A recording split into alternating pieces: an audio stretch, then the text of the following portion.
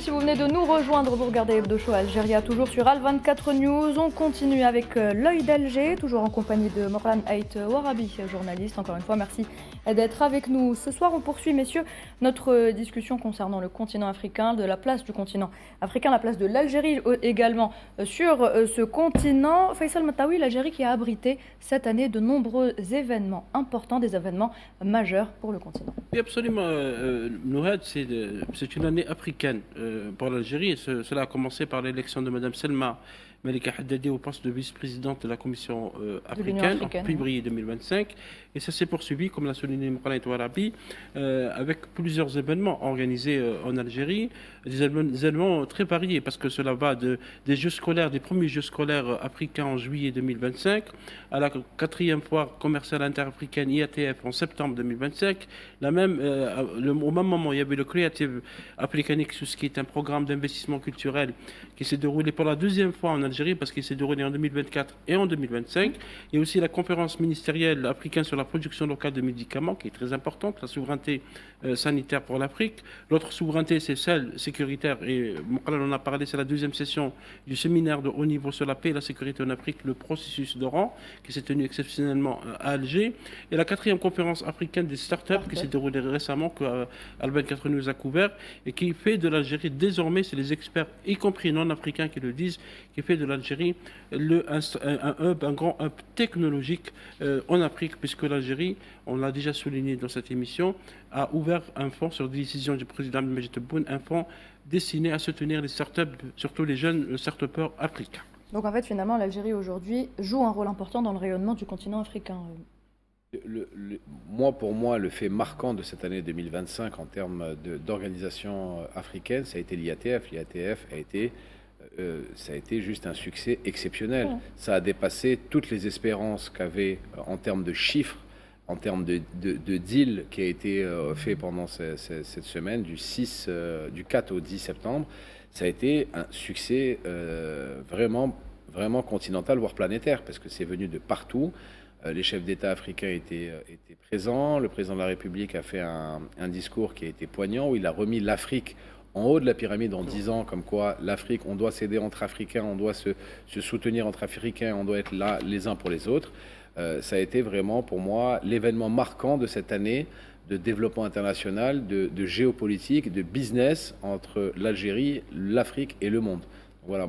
Si j'aurais un événement à mettre justement, à surligner de marqueur, ça serait cet événement qui a été vraiment un succès continental. Un succès continental, d'ailleurs tous les médias, pratiquement tous les médias africains, tous les médias africains et mondiaux en ont parlé, et justement les espérances de chiffres ont été dépassées par rapport à la réalité économique qu'il y a eu pendant cette semaine de l'IATF en septembre 2025 encore à Alger.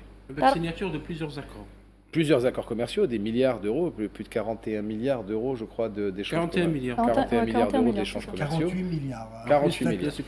Les prévisions étaient à 41, on est arrivé à 48. Largement. Largement, voilà. Donc ça a été vraiment un succès économique, un succès vraiment exceptionnel.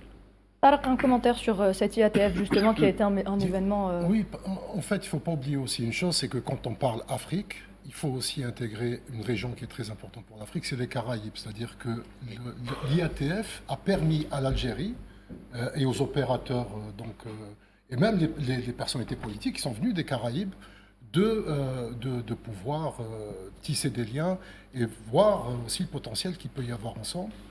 Il y a des demandes qui sont très fortes de certains États de cette région des Caraïbes en termes notamment de matériaux de construction, d'hydrocarbures. Enfin, il y a énormément de choses qui sont importantes où l'Algérie peut jouer un rôle vraiment primordial. Il y a aussi la question des diasporas, notamment dans les deux Amériques, aussi, qui est considéré aussi qu'il y a un élément central au sein des instances de l'Union africaine et où l'Algérie aussi peut jouer un rôle important. Et je pense que ce n'est pas pour rien qu'on peut dire que l'Algérie aujourd'hui est la boussole de l'Afrique. L'Algérie qui a un rôle stratégique, une diplomatie stable, une position géographique importante et qui donc lui permet d'être justement cette boussole pour le continent africain, M. Ait Warabi. Oui, tout à fait. Je reviens juste un tout petit peu sur les ATF. Au fait, les ATF a connu son coup de starter à Alger. L'ATF qui a été à sa 4e édition, donc à Alger, vraiment, elle a connu son véritable décollage. Pourquoi l'ATF est importante? Parce qu'elle s'inscrit dans cette vision d'intégration économique africaine. C'est nécessaire parce que si on se compare un peu avec le reste du monde, on constate que nous sommes très en retard en termes d'échanges économiques intra-africains. Donc cette foire, elle est là pour justement permettre aux différentes synergies et acteurs économiques africains de tisser, de remplir leur carnet d'adresses et de renforcer les échanges commerciaux entre les États et les sociétés africaines. Deuxièmement, donc on constate que l'Algérie n'est pas avare en initiative pour justement aider le continent à décoller sur tous les plans et retrouver d'abord sa stabilité parce qu'elle est majeure, elle est centrale pour tout développement économique avec une approche inclusive, globale, qui prend en charge plusieurs aspects, notamment la question du traitement du conflit justement qui mine le continent africain et qui sont nombreux à travers des solutions appropriées, des solutions africaines. On l'a réitéré lors du séminaire, donc du 12e séminaire du processus d'Oran. Et l'Algérie ne cesse de répéter ça parce que l'Afrique, on le sait, si elle est dans cette situation de sous-développement, c'est parce qu'elle subit aussi les ingérences étrangères et la déstabilisation qui vient de l'étranger, qui l'empêche justement d'avancer et de construire une économie viable et forte qui va permettre justement aux populations africaines de vivre dignement comme tous les peuples du monde aujourd'hui. Si on peut citer un peu les événements, donc la concentration d'événements en cette fin d'année, on peut dire que l'Algérie est l'acteur majeur en faveur du panafricanisme aujourd'hui, parce que l'Algérie, depuis son indépendance, s'est toujours inscrite dans une démarche constante en faveur d'un continent africain. D'abord, libérée du joug colonial qu'elle a subi elle-même durant la longue nuit coloniale de 132 ans de colonisation, et elle a aidé les mouvements indépendantistes, donc révolutionnaires africains, à justement recouvrir la souveraineté et l'indépendance, au point où elle a été qualifiée par le révolutionnaire bessoguinien Cabral de mec des révolutionnaires. Aujourd'hui, elle est toujours dans cette démarche constante, fidèle aux principes de la révolution algérienne, qui sont bien définis notamment dans la déclaration du 1er novembre.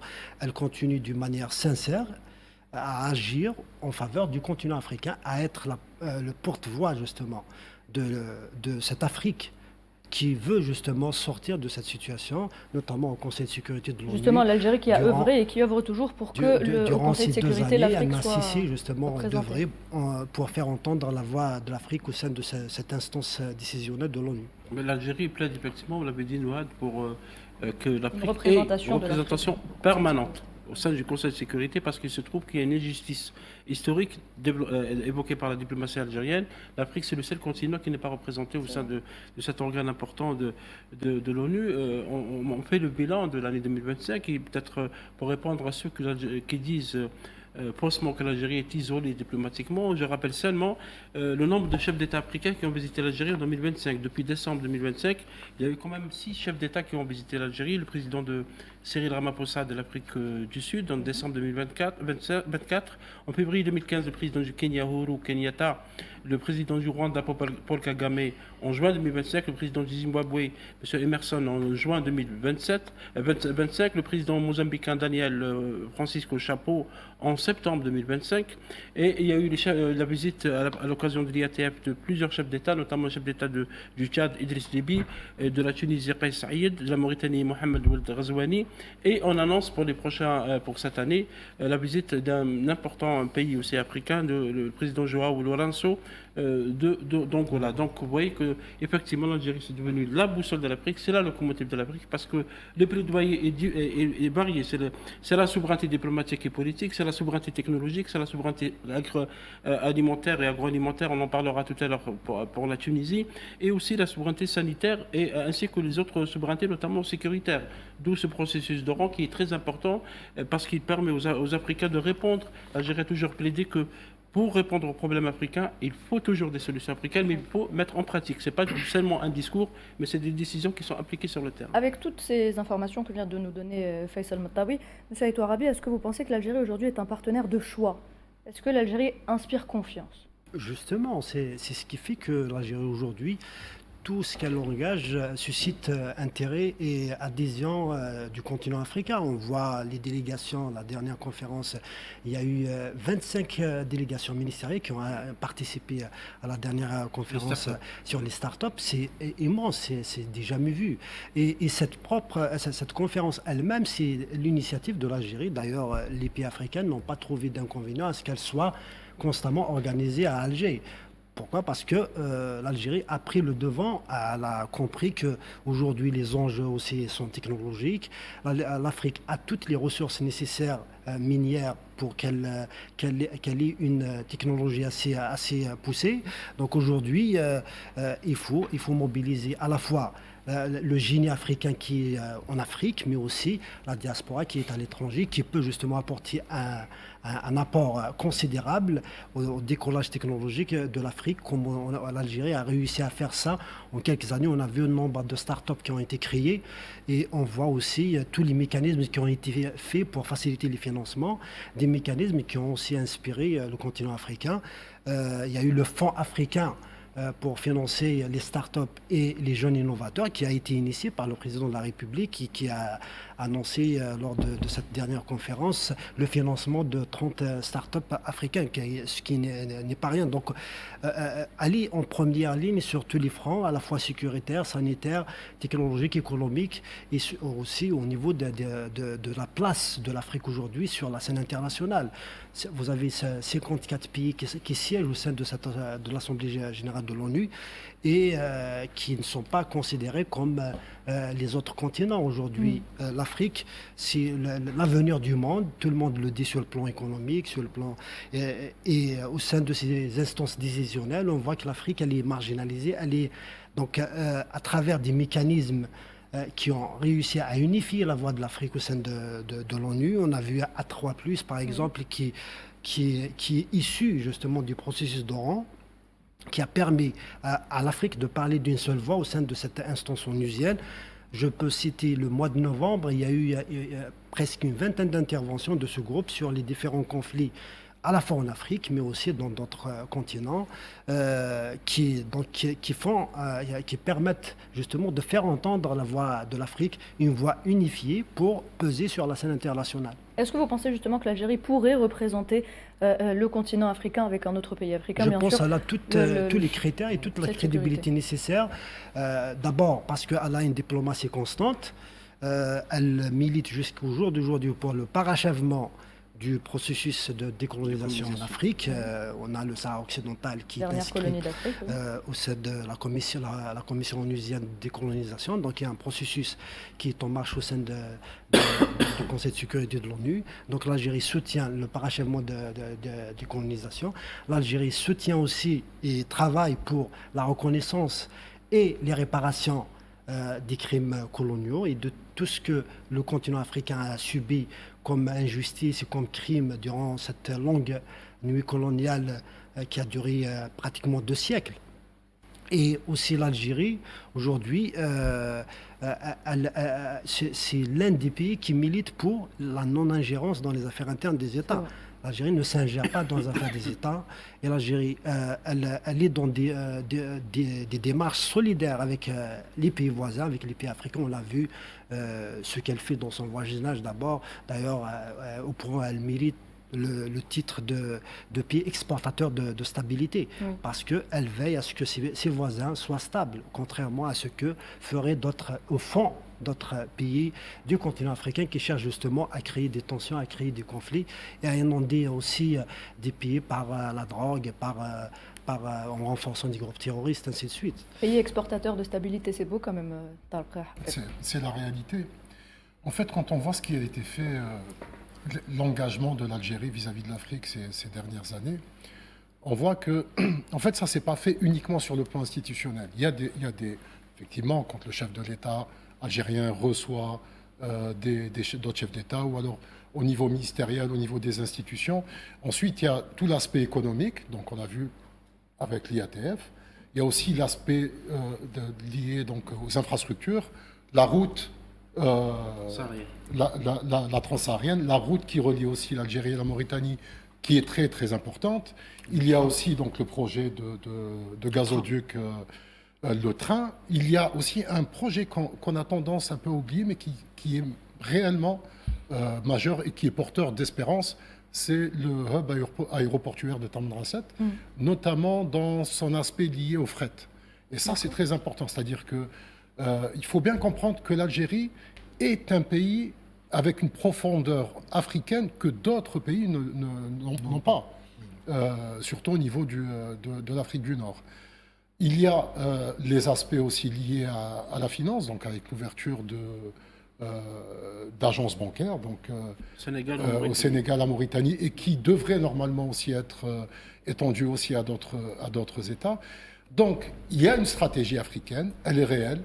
Il y a la stratégie aussi africaine sur le plan sécuritaire, avec donc des compétences, avec une expertise réelle. Et moi, tout ça, en fait, je pense qu'il est très, très important aussi de se montrer vigilant. Plus on avance en Afrique, plus l'Algérie va faire l'objet d'attaques et va devenir une cible. Donc, plus on va avancer, plus il faut faire en sorte de mettre en place des mécanismes de défense efficaces. On en parlera certainement tout à l'heure avec le sujet sur le MDN. Oui. Donc, on a vu que l'Algérie, au sein de l'Union africaine, l'a fait avec efficacité lorsque les tentatives, par exemple, de l'entité sioniste pour entrer par la petite porte ouverte par le Maroc.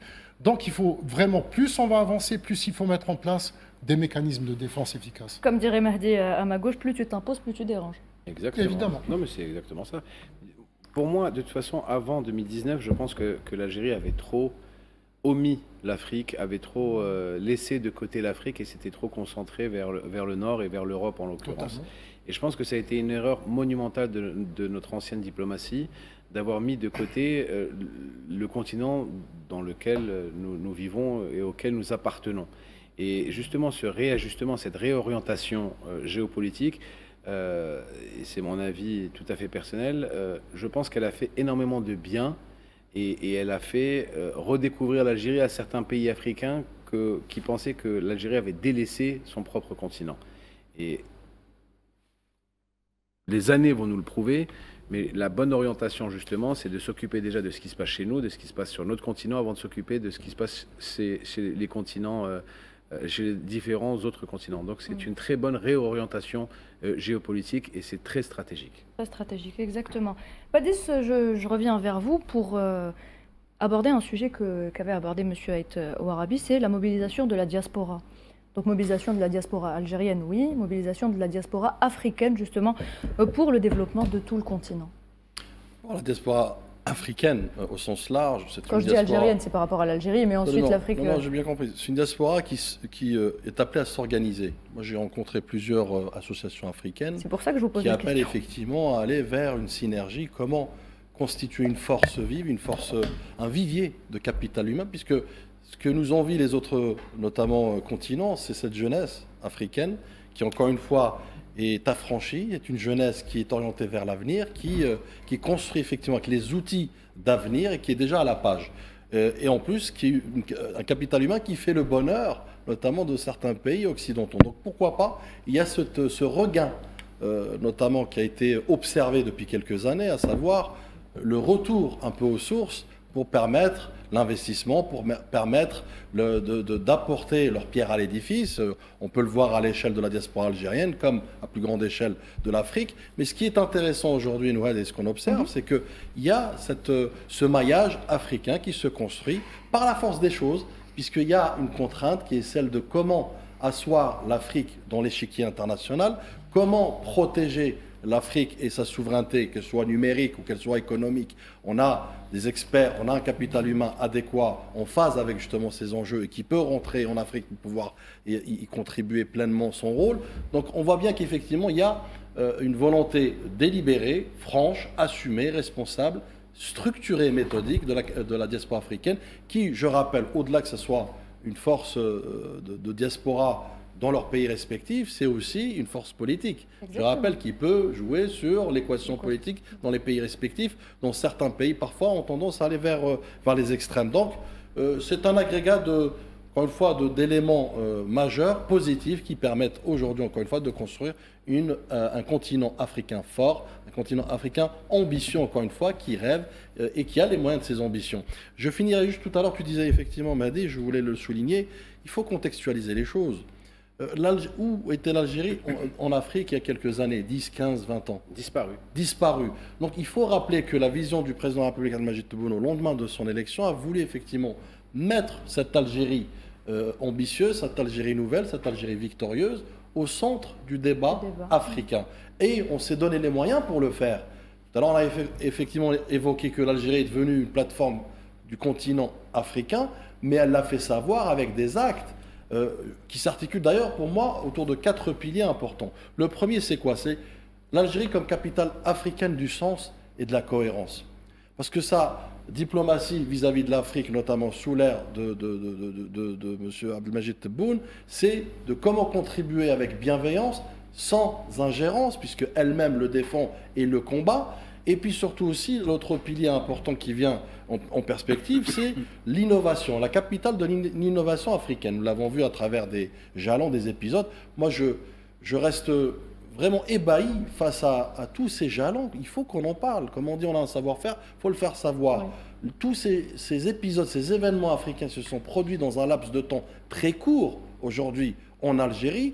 On sent la preuve que l'Algérie est le moteur, le réacteur nucléaire de cette Afrique qui veut, encore une fois, aller de l'avant. Et puis l'avant-dernier pilier, j'ai envie de vous dire, Nouad, c'est le capital de la sécurité. Cette architecture collective, encore une fois, dans laquelle l'Algérie, en tant que leader moral, mais surtout aussi d'expertise, veut construire une sécurité durable. C'est quoi? C'est aller prendre à bras-le-corps le problème, à savoir le développement. Et elle s'est donné les moyens, elle a donné les moyens à l'Afrique notamment avec un fonds, avec des initiatives et des perspectives collectives. Donc, il y a une volonté délibérée, encore une fois là aussi, méthodique de l'Algérie à vouloir aider son prochain, aider l'Afrique pour justement être plus stable. Et qui dit plus stable, plus développée, plus rayonnante. Et enfin, je finirai là-dessus, l'Algérie comme locomotive de l'Union africaine, qui a un rôle prépondérant. N'oublions pas l'élection de la vice-présidence de l'Union africaine qui ne s'est pas faite, rappelez-vous, facilement. Donc il y avait des coups bas notamment du Maroc. Il faut appeler les choses par leur nom. Donc le Maroc qui non seulement a essayé d'être le proxy de l'entité sioniste pour opérer un hold-up sur l'Afrique, mais également pour essayer de décrédibiliser l'image de l'Algérie en Afrique, que nenni.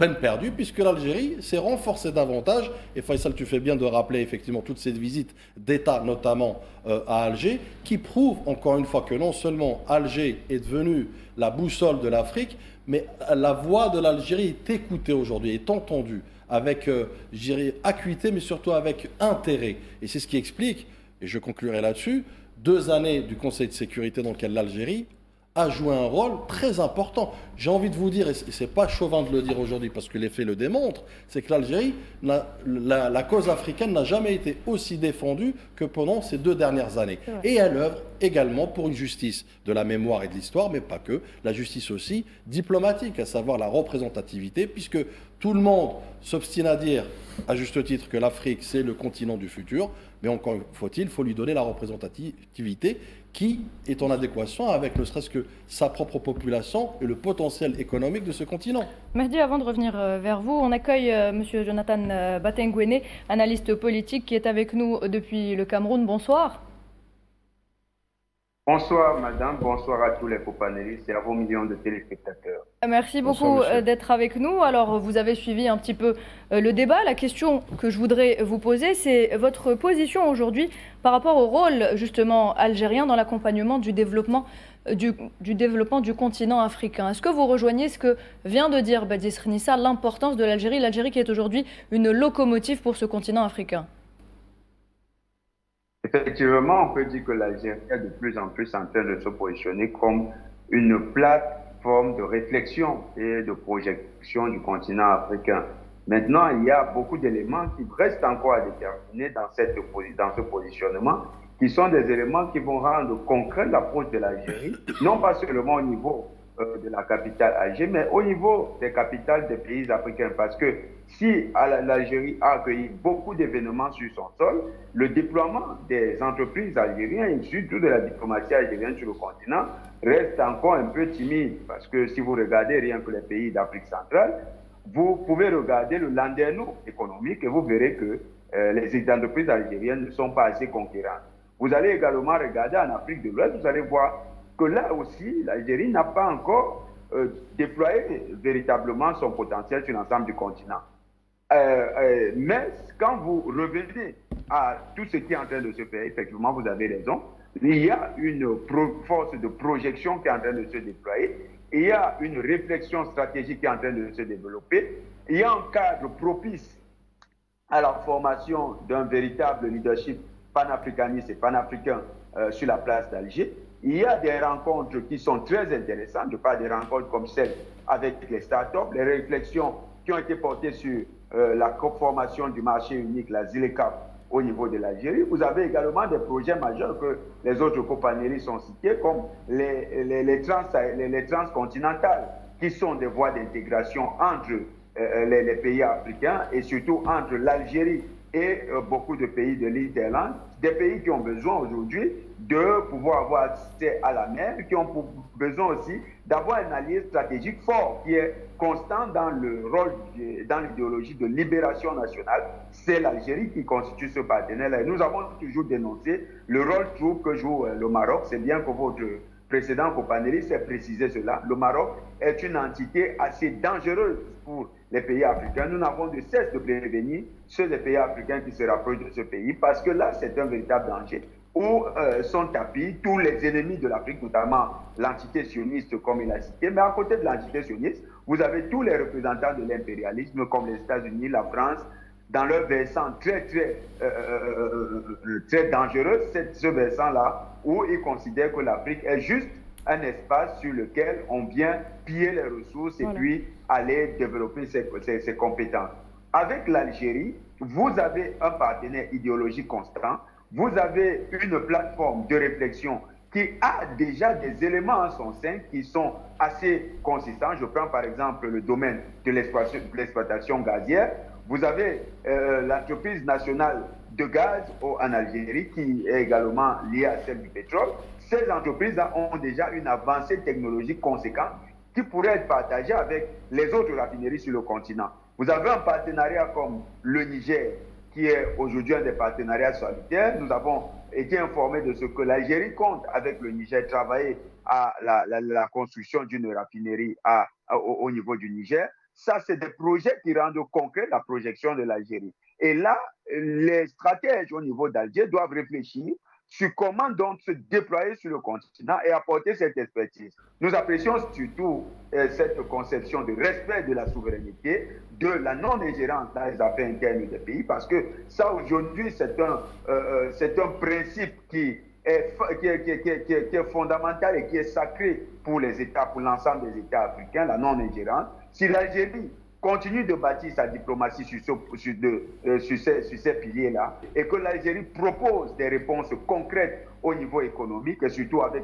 en accord avec les enjeux géostratégiques de l'heure, eh bien l'Algérie va effectivement mettre en adéquation la plateforme de réflexion qui est actuellement en développement avec tous les grands sommets qu'a accueilli Alger et sa volonté d'assumer le leadership sur le plan continental. Très bien, monsieur Jonathan Batengouene. Badis Khnissa, vous l'avez entendu, Jonathan Batengouene a accusé le Maroc d'être un pays dangereux. Très dangereux. Pour le continent africain. Mais encore une fois, le petit pion ne m'intéresse pas. C'est les donneurs d'ordre. C'est effectivement, c'est le proxy. C'est, je dirais, l'élément perturbateur qui est au profit, le mercenaire, le pays mercenaire, au profit d'autres puissances qui veulent effectivement interférer, altérer le rôle de l'Algérie, mais encore une fois, on le voit effectivement à travers ce témoignage qui est très éloquent, et merci monsieur d'ailleurs pour vos mots, qui sont très limpides et qui démontrent effectivement qu'il y a un témoignage de l'Afrique à travers justement les actions de l'Algérie, à travers ses positions, à travers ses initiatives. Et malgré, encore une fois, les turbulences, les tentatives de turbulence, notamment du Maroc, et à travers lui, c'est les Émirats, c'est l'entité sioniste, c'est le normalisateur notamment, et l'axe du mal, qui essaye, encore une fois, de noyer l'Afrique, de l'occulter, mais surtout aussi de la faire disparaître, d'exterminer son identité, mais surtout ses potentialités d'avenir et de futur, puisque elle, et seule elle, est le futur de la planète. Le Maroc, rappelez-vous, Badis a quitté l'Union africaine après l'entrée de la République arabe sahraoui avant de revenir en 1900, effectivement. Et après, comme le soulignait tout à l'heure Tarek, ils ont tenté... C'est important de dire, Faisal, s'il te plaît, pourquoi il a quitté? Oui. C'est parce que c'est l'adhésion du Polisario, du Sahara occidental. Donc c'était une décision collective de l'Afrique. De l'Afrique, de l'Union. Qu'il n'a pas respecté. Qu'il n'a pas respecté, comme il n'a pas respecté d'autres mesures, comme il a essayé de faire entrer l'entité sioniste au sein de l'Union africaine. Que fait l'entité sioniste dans cette union? Si ce n'est pour des complots, pour des machinations contre les pays africains et le Maroc. Et c'est aussi la porte d'entrée d'une puissance qui est devenue nocive, financière, c'est les Émirats arabes unis. En Afrique, on sait que ce que fait les Émirats arabes unis au Soudan, ils arment les forces d'intervention rapide. Ils sont en train d'essayer de s'accaparer des ports de Somalie et de Djibouti, en train d'acheter des terres d'une manière tout à fait illégale. Et il est la base, la base opérationnelle des Émirats arabes unis en tant qu'entité néfaste en Afrique, c'est bien le Maroc. Très important, tu me tends la perche, Faisal. Concernant les Émirats arabes unis, on apprend qu'effectivement le parquet de Paris ouvre une enquête après de lourds soupçons, notamment en matière de financement occulte du groupe terroriste le MAC, via des financements via le pays, le Maroc. Donc cela prouve qu'effectivement il y a une accointance, il y a une collusion pour essayer d'asseoir ce mouvement qui se décrète un mouvement ou une association, mais qui reste un mouvement terroriste qui est financé par d'autres pays, d'autres puissances, et en l'occurrence les Émirats arabes unis. Où le siège social est au bar PMU dans le 20e arrondissement de Paris. Et Jean-Luc Mélenchon, qui est donc chef de l'opposition française, pardon, nous aide pour quelques secondes, dans un témoignage devant c'est une commission d'enquête qui a été créée par la droite pour essayer de complexer la LFI, la France Insoumise, parce qu'il a des positions tranchées et courageuses par rapport à la question palestinienne, par rapport aux dépenses des migrants. Il a bien cité les Émirats arabes unis dans son témoignage. Il a dit que ce pays est en train de payer des gens à l'intérieur du Parlement français, de l'Assemblée nationale, pour les orienter vers des débats, notamment contre les Algériens, contre les musulmans, contre certains musulmans, pas tous les musulmans.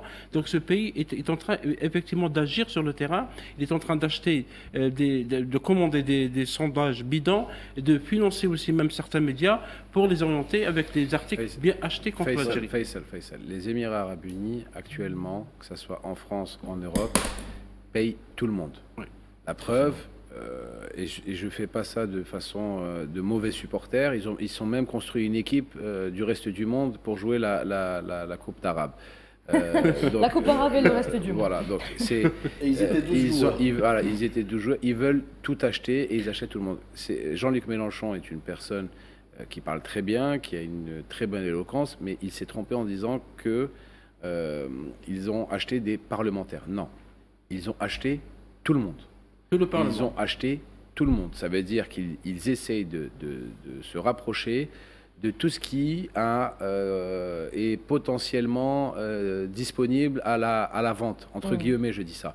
Ils peuvent rentrer dans les médias, ils peuvent rentrer dans les maisons d'édition, ils peuvent rentrer dans les télévisions, ils peuvent rentrer dans les journaux, ils peuvent rentrer dans les sites web, ils peuvent rentrer là où ils peuvent mettre leur argent sale, parce que c'est de l'argent sale, il faut le préciser, c'est de l'argent qui est issu de guerres, que ce soit au Soudan, au Yémen ou un peu partout dans le monde, c'est de l'argent sale, et ils essayent justement de corrompre et de faire passer leurs idéaux. Ils ont essayé également, il y a le Emirate Gate avec le Parlement européen à Bruxelles. Il y a aussi un scandale qui a eu éclaté au Parlement européen à Strasbourg.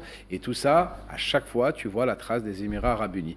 Voilà ce qu'il faut dire. Ce n'est pas uniquement les parlementaires de l'Assemblée nationale française. Non, c'est là où il y a quelque chose à acheter, ils y vont et ils courent pour l'acheter. Je reviens sur le financement.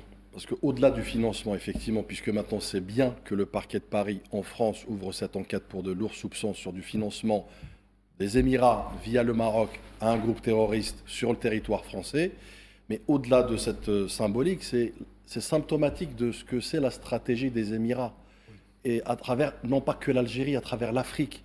Et on pourra effectivement peut-être interroger notre invité sur cette question de la stabilité. C'est que c'est un pays qui essaye de semer la dissidence, de semer le chaos organisé pour qu'il puisse effectivement s'accaparer les richesses de cette Afrique ô combien riche par ses gisements, par sa population, par son capital humain, et qu'elle essaye de déstabiliser. Donc vous voyez bien que l'Algérie n'est que le devant de ce projet, un projet beaucoup plus pernicieux qui est celui de tout un continent à déstabiliser. La politique des Émirats arabes unis actuellement est une fuite en avant. Il n'y a pas d'autre mot, c'est une fuite en avant où ils ne savent pas sur quelle position se mettre et ils essayent de tout faire pour s'en sortir. Mais la date de fin de consommation est proche, c'est une certitude. Jonathan Batengouene, je reviens vers vous justement pour continuer à parler des Émirats arabes unis. Ce sera la dernière question de cet entretien avec vous. Un commentaire justement sur cette ingérence des Émirats arabes unis en Afrique. Les Émirats arabes unis qui, on le rappelle, ont payé une rançon faramineuse au JNIM justement pour libérer plutôt des otages. Au Mali. Au Mali, exactement. Vous savez, les Émirats arabes unis en Afrique adoptent une politique qui est généralement orientée par des acteurs lugubres, parfois des acteurs qui ne maîtrisent pas eux-mêmes, je veux dire, les Émirats arabes unis, ou du moins qui font tout pour ne pas véritablement maîtriser. En outre, leur véritable politique, c'est de créer une zone d'influence. Et leur zone d'influence, ils la veulent partant de Golfe d'Aden, c'est-à-dire de la mer Rouge, jusque dans les profondeurs du continent. Et là, vous avez toute la géopolitique des Émirats arabes unis qui viennent ici essayer de contrebalancer celle de l'Arabie saoudite et celle d'autres États qui lui font concurrence dans le monde purement arabe. Les Émirats arabes unis essayent de les devancer sur les terrains comme la Somalie, comme l'Érythrée, comme le Soudan, ou encore, cette fois-ci, on a vu que c'est nouveau, ils se retrouvent au niveau des pays d'Afrique centrale, notamment le Centrafrique, mais également dans d'autres pays comme la RDC, et même sur le territoire du Tchad. On voit également qu'il y a des visées dans la zone sahélienne avec le Mali. Pour les Émirats arabes unis, cette volonté de se positionner va leur permettre d'avoir un rayonnement. Parfois, ils jouent le rôle de supplétif de pays comme la France, parfois de supplétif d'autres puissances comme la Russie, parfois aussi de supplétif des États-Unis, avec une stratégie qui ne va que dans le sens de leurs intérêts et qui n'a rien à voir avec véritablement une lecture géostratégique des enjeux sur le continent ou bien sur les territoires où ils veulent opérer. Et ça fait que les Émirats arabes unis servent des intérêts parfois contradictoires. Donc vous les voyez tantôt avec la France, tantôt avec la Russie, ça dépend des territoires. Vous les voyez tantôt avec les États-Unis, tantôt avec la Russie. Et à la fin, vous vous demandez quel est véritablement leur modus operandi. Pour nous, ce que nous tirons de là, c'est que pour les Émirats arabes unis, ça est une stratégie purement égoïste qui vise à positionner ce petit État du Moyen-Orient comme désormais un acteur majeur sur la place africaine. Malheureusement, les pays africains qui interagissent avec, ou du moins les Africains qui interagissent avec les Émirats arabes unis, n'arrivent pas à donner un véritable poids à leur propre logique. Ils se laissent purement acheter. Parce que pour les Émiratis, ces individus sont devenus exactement comme les belles voitures qui sauvent, ou du moins les nuitées dans les beaux hôtels en Europe, ou bien sur des places de luxe. Et ces acteurs qui se vantent aux Émiratis n'arrivent pas à peser de leur poids pour imposer un certain nombre de logiques. C'est là aussi une faiblesse d'un certain type d'acteurs. Mais il y a aussi l'intrusion des Émirats en soutien à certaines entités qui peuvent être dangereuses. Quand vous parlez du Djénim, le Djénim, c'est qui est un groupe terroriste, on le rappelle. Qui est lié, effectivement, le Djénim est lié au Maroc. Il faut noter que le Djénim, comme le Moudjaou, sont deux mouvements terroristes qui avaient été fabriqués par les services secrets marocains sous assistance des services secrets français et de la CIA. Donc, quand vous avez affaire avec ce type de mouvement, c'est des mouvements terroristes qui normalement ne méritent pas un soutien. Mais lorsqu'un État décide de payer une rançon, les rançons sont aussi des modes de financement des groupes terroristes. C'est-à-dire qu'au lieu de leur envoyer de l'argent directement par leur compte bancaire, ce qui paraîtra alors suspect, on simule un enlèvement ou on simule un kidnapping. Et au terme de ce kidnapping, on vient payer une rançon qui ressemble à un échange entre le touriste, le supposé touriste, et l'État dont se réclame de la nationalité du touriste. Alors, la question qu'il faut se poser, est-ce que véritablement ce monsieur qui a été kidnappé, ou bien ces personnes qui ont été kidnappées, étaient des véritables touristes? Si vous faites une historique du vécu de ces acteurs, il y a fort à parier que vous tomberez sur des acteurs qui n'ont rien à voir avec de bons touristes comme on nous le présente. Donc, c'est des méthodes de financement du terrorisme, notamment sur les territoires africains, qui ont parfois cours. Et malheureusement, c'est dangereux de voir qu'un État comme les Émirats arabes unis ont des collusions avec. Sur la question du Soudan, là-bas encore, il faut se poser le problème de manière un peu plus profonde. Les Émirats arabes unis jouent juste une posture opportuniste, c'est-à-dire qu'ils considèrent que désormais, puisque les FSR ont la capacité de sécuriser les routes chamélières qui partent du Tchad jusque dans le Moyen-Orient, eh bien, il faut faire avec les FSR. Oui. Nous ne croyons pas que ce soit simplement une stratégie véritablement pensée aux Émirats arabes unis. Ils font avec l'acteur du moment. Il faut apparaître que si demain la tendance est inversée sur les routes chamélières, les Émiratis vont basculer du côté des nouvelles forces dominantes. Donc il n'y a pas une réelle stratégie d'extrait. Il y a une posture très opportuniste de la part des Émiratis. Et malheureusement, ces postures opportunistes viennent rencontrer d'autres postures opportunistes des acteurs africains qui, eux, n'ont pas véritablement de positionnement au niveau international. Très bien. Merci Jonathan Batengwene pour cette analyse très profonde. Merci à vous, messieurs, également pour ce débat. Monsieur Ait Warabi, merci d'avoir été avec nous ce soir. Moi de vous remercier. Voilà, merci beaucoup. On revient tout de suite.